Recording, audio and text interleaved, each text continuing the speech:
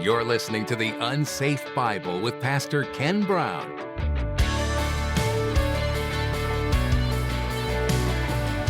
The devil and his demons can, according to the literature, manifest themselves in almost any form and can physically imitate anything, from angels to horrifying monsters with glowing eyes.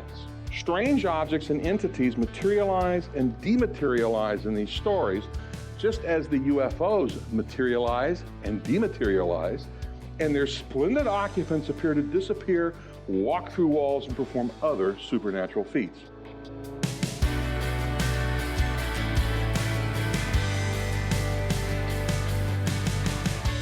As Pastor Ken continues his teaching series through the book of Revelation, he'll be explaining how the devil is cunning and parades himself as an angel of light. The truth is that the devil is the father of lies, and he's been lying since the very beginning.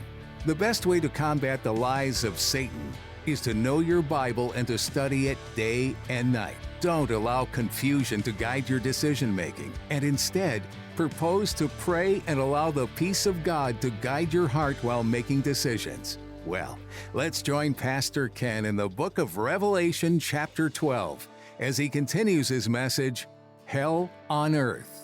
We started off chapter 12 with him there to destroy Jesus when he was first born. Tried to do that with Herod and all the guys. Didn't work. We've just seen him here in chapter 12. He has invaded heaven to try and destroy Jesus there. He never got there. He never even saw Jesus. Who defeated him? Michael. Why?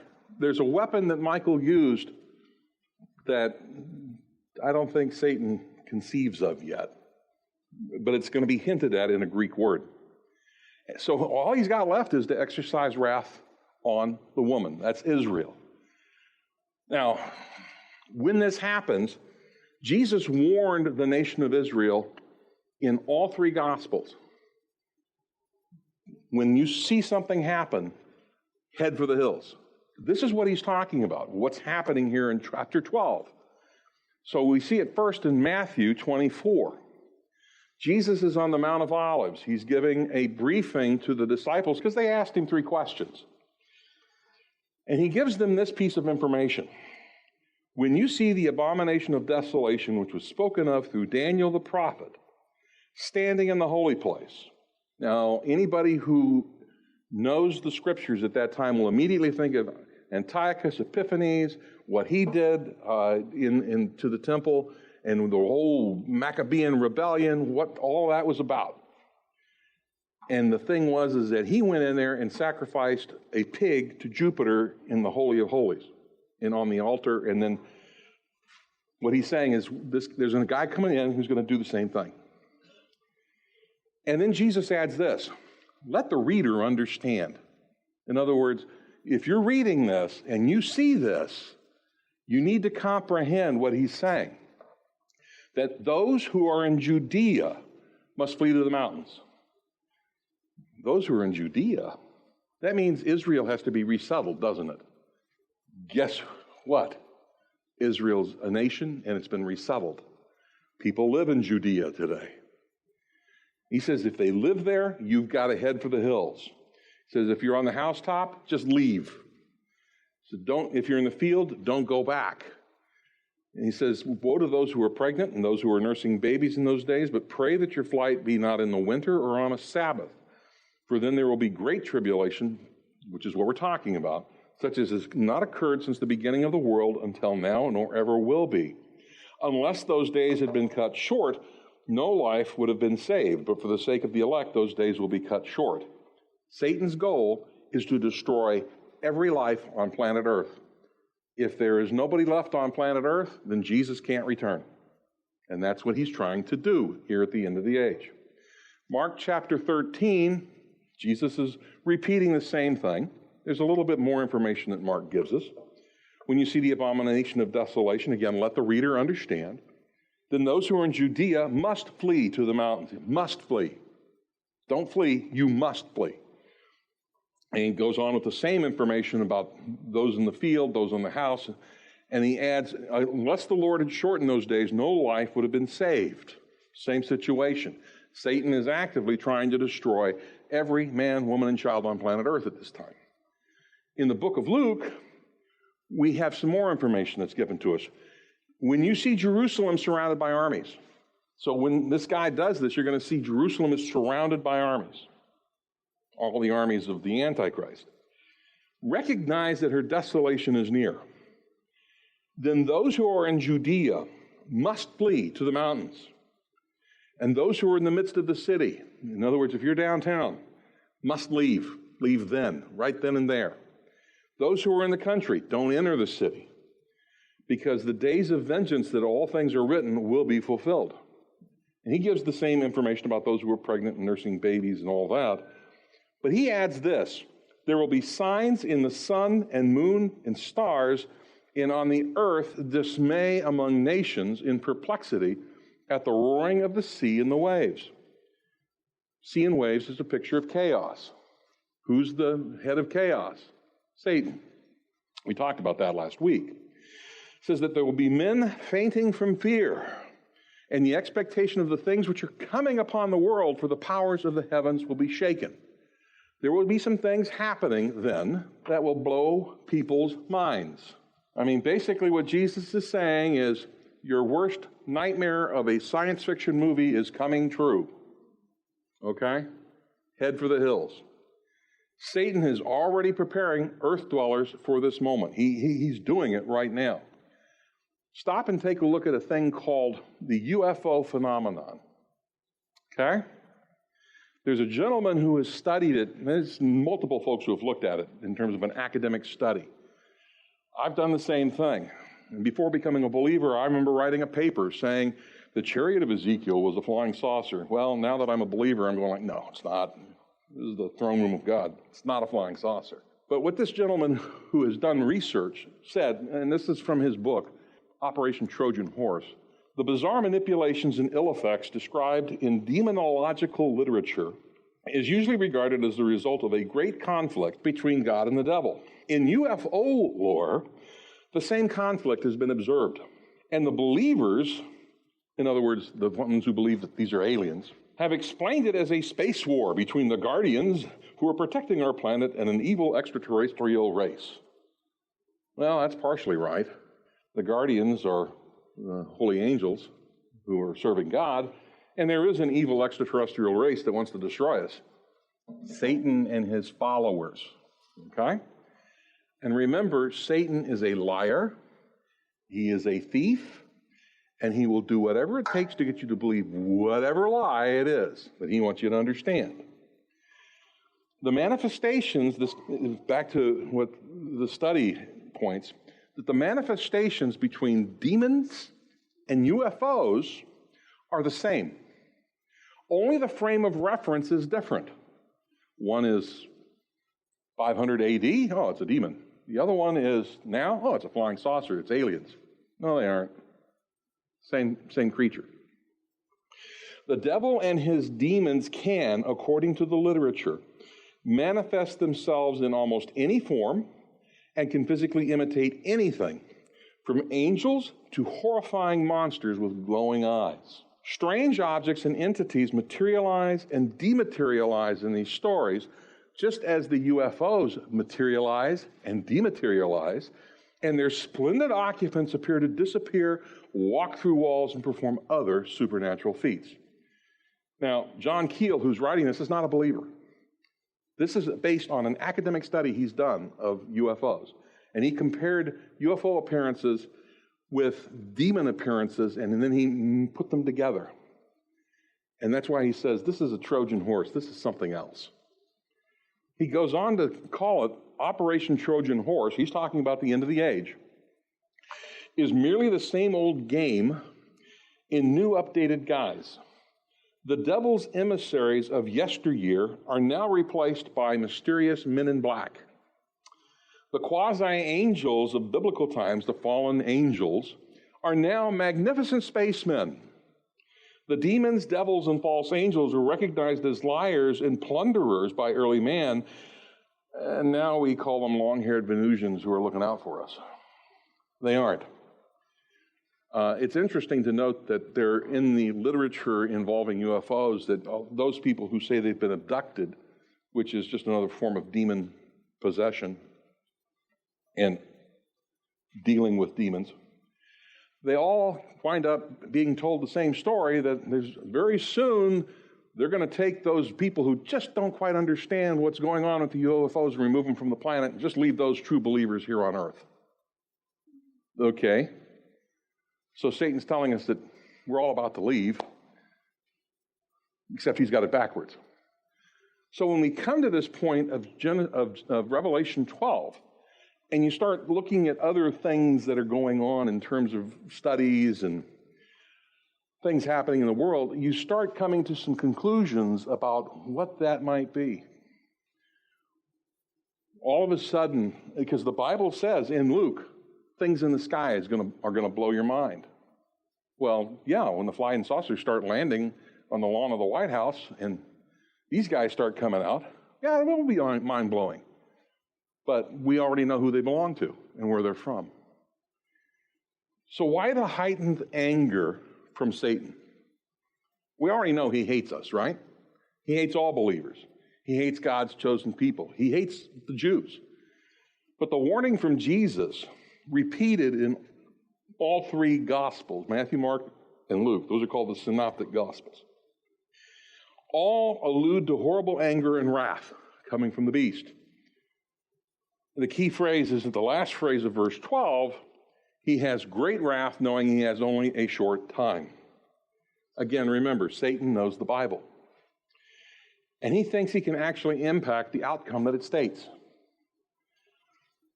That's a sign of madness and paranoia, but he thinks he can do that. He's willing to kill as many people as possible, to include the entire planet, because he wants to take everyone down with him. He doesn't want to go alone. He knows where he's going, and he doesn't want to be by himself when he goes. This is what happens in Revelation 20, and Satan knows this. I saw an angel coming down from heaven, holding the key of the abyss and a great chain in his hand. And I envision him whistling as he's anyway. And he laid hold of the dragon, the serpent of old, who is the devil and Satan, and bound him for 1,000 years, and threw him into the abyss, and shut it and sealed it over him, so that he would not deceive the nations any longer until the 1,000 years were completed. And after these things, he must be released for a short time. We'll talk about that when we get there. But that's what he's trying to prevent from happening. It's going to happen. I've read the end of the book. We win, okay? I cheated. Verse 13. When the dragon saw that he was thrown down to the earth, he persecuted the woman who gave birth to the male child. Okay. We're going to get more information from the Greek words here about the expulsion of the dragon. And with this, we learn how completely misguided he really is, how utterly hopeless his rebellion is, and how powerful God really is. The dragon saw. The Greek word is eidon. It just means he saw by sight of eye. He perceived it. When the dragon saw, when the dragon perceived by sight and became aware that he was thrown to the earth, okay, he became aware of something else had happened to him. He had no idea what was going on. Okay, I got it. But the form of the verb here in the Greek is interesting. It conveys the fact that he wasn't seeing it and all of a sudden he saw it. And it couldn't be changed. I love the way that Dr. Osborne says this. It's interesting that the dragon saw or realized that he'd been cast down to earth. It hints that it is an instantaneous act of a superior force. Call it a reverse rapture, if you want to call it that. But one moment, he and his army is engaging Michael, and the next minute, they're on earth. just like that. They have no idea how to combat that. God is all-powerful. And when you read that, it suddenly hits you that this is a battle. Yeah, there's a war going on, but the entire time God could have just said, I'm done with you. He doesn't, because there's other things he's working to achieve in our lives and elsewhere. But the dragon realized just in a split second of time. It's like when Jesus comes and says, come on up here, we're gone. One moment we're here, the next minute we're with Jesus, and that's where we're going to be forever. 1 minute Satan's in heaven fighting. The next minute he's on earth. That's a weapon he's never encountered. And remember, it's 1/3 of the angels. God has just taken a vast group, billions possibly, and just said, you're on earth. And that's it. They're done. He has no access anymore. He can't do anything. All he can do is turn his attention to Israel. And that's what he does. He persecutes the woman. Does any of your versions say he pursues the woman? Because both are right. The Greek word can mean persecute. It can also mean pursue. The word choice that John makes here in chapter 12, verse 13, and the dragon saw that he was thrown down to the earth. He persecuted the woman. The word, again, it just means to move rapidly and decisively towards an object, to run, to press on, to harass someone because of beliefs, to persecute. So when you say persecute or pursue, either one is correct here. But what we see is this is what Satan's going to do until he is kicked out. He is going to pursue, he is going to persecute, and he's not going to stop. So now we can see totally the connection that John's writing about and what Jesus is warning about. When this guy shows up in the temple and says, worship me, it's the same event that just took place in the heavenlies. He's thrown down. Satan is enraged. He's been cast out. And I say with prejudice, with a flourish, he's done. And he's chasing after, pursuing and persecuting the woman, which is Israel. But he doesn't just leave it with Israel. He's going to go after the 144,000 evangelists. They're protected. He can't touch them. A portion of Israel is going to be protected. He can't touch them. That leaves all the tribulation saints, everyone who's come to Christ during the tribulation, who has survived up to this point. They're the target. And how he does this, we'll see in chapter 13, verse 4. He will enter into and empower the Antichrist personally. Satan will enter into him. It literally says he will have the power of the dragon. And it also says the whole earth will worship the dragon. Of course, he shows up suddenly with all of his minions. All of a sudden you got an overwhelming force. Yeah, probably. This is not the first time that the nation of Israel is going to have to head for the hills and flee and rely on the Lord totally and completely for sustenance and protection. It's not the first time they faced off with the dragon. And you're going, huh? When did they fight the dragon before? Well, let's go to Exodus.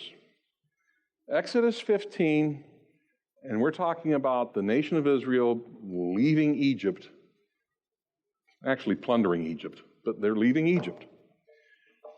And right after they've crossed the Red Sea, and the Red Sea has closed up, and the most powerful army on the face of the planet at that time is now floating on the beach, and their bodies are washing up onto the shore. Moses sings a song, and all the people sing it with him. Moses and the sons of Israel sang this song to the Lord and said, I will sing to the Lord, for he is highly exalted. The horse and its rider he has hurled into the sea. The Lord is my strength and song, and he's become my salvation. This is my God. I will praise him. My Father's God, I will extol him. The Lord is a warrior. The Lord is his name. Well, we pick that up here in chapter 12, too. He's a warrior. And the choicest of his officers are drowned in the Red Sea. Well, see, the Lord is named Pharaoh's chariots and his army. He is cast into the sea, and the choicest of his officers are drowned in the Red Sea. So all of Pharaoh's army is gone. The deeps cover them. They went down into the depths like a stone. Your right hand, O Lord, is majestic in power. Your right hand, O Lord, shatters the enemy. They're destroyed. And in the greatness of your excellence, you overthrow those who rise up against you. Guide forth your burning anger, and it consumes them as chaff. At the blast of your nostrils, the waters piled up. The flowing waters stood up like a heap. The deeps were congealed in the heart of the sea. The enemy said, I will pursue, I'll overtake, I'll divide the spoil. My desire shall be gratified against them. I will draw out my sword, my hand will destroy them. Satan's going to say that in chapter 12 too. Same thing. And he says, you blew with your wind, the sea covered them. They sank like lead in the mighty waters. Who is like you among the gods, O Lord? Who is like you, majestic in holiness, awesome in praises, working wonders? You stretched out your right hand, the earth swallowed them. We're going to see the earth swallowing some things here in another verse. In your loving kindness, you've led the people whom you've redeemed. In your strength, you've guided them to your holy habitation. The peoples have heard, they tremble. Anguish has gripped the inhabitants of Philistia. Then the chiefs of Edom were dismayed. The leaders of Moab, trembling grips them. All the inhabitants of Canaan have melted away. Terror and dread fall upon them. By the greatness of your arm, they are motionless as stone. Until your people pass over, O Lord, until the people pass over whom you've purchased, you'll bring them and plant them in the mountain of your inheritance, the place, O Lord, which you've made for your dwelling, the sanctuary, O Lord, which your hands have established. The Lord shall reign forever and ever. For the horses of Pharaoh with his chariots and his horsemen went into the sea, and the Lord brought back the waters of the sea on them. But the sons of Israel walked on dry land through the midst of the sea. They escaped, and God took care of them. He made sure that they escaped, and he dealt with the one that was chasing them. Elsewhere, we find out in the Old Testament, this was not just judgment against Pharaoh and his armies, but it was also judgment against the true enemy that was behind the throne. The fallen gods who were responsible. In Isaiah 51, verses 9 to 11, it says this, and we've already talked a little bit about some of these terms. Awake, awake, put on strength, O arm of the Lord. Awake as in the days of old, the generations of long ago. Was it not you who cut Rahab in pieces, who pierced the dragon? Was it not you who dried up the sea, the waters of the great deep, who made the depths of the sea a pathway?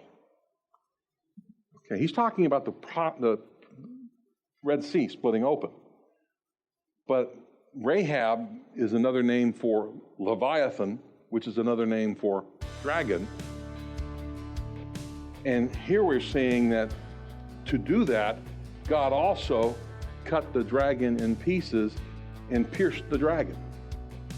There was a spiritual war going on, as well as a physical war going on.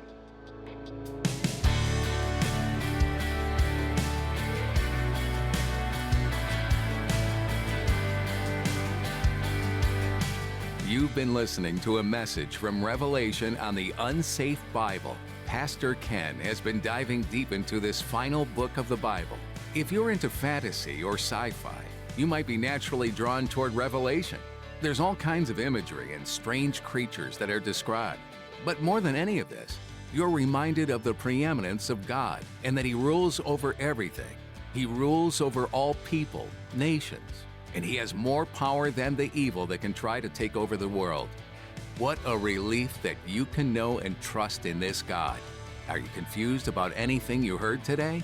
Don't hesitate to contact us. You can get in touch with us by going to theunsafebible.com. Once there, Go to the Connect tab and click on Connect Card. Then you can fill out a form for us to get in touch with you. To listen to this message or any others from this series in Revelation, just look under the Media tab at theunsafebible.com. You'll also find additional teachings in other books of the Bible. If you found this ministry to be a blessing to you as you've been listening, you have the opportunity to help support the Unsafe Bible ministry by checking out the Give tab. We're grateful for any donation given to help further the message of the gospel. Any other questions? Feel free to explore the unsafebible.com. For more information about when and where we meet, we're based out of Jupiter, Florida, and would be happy to meet you. Join us again here for another message from the book of Revelation on the Unsafe Bible.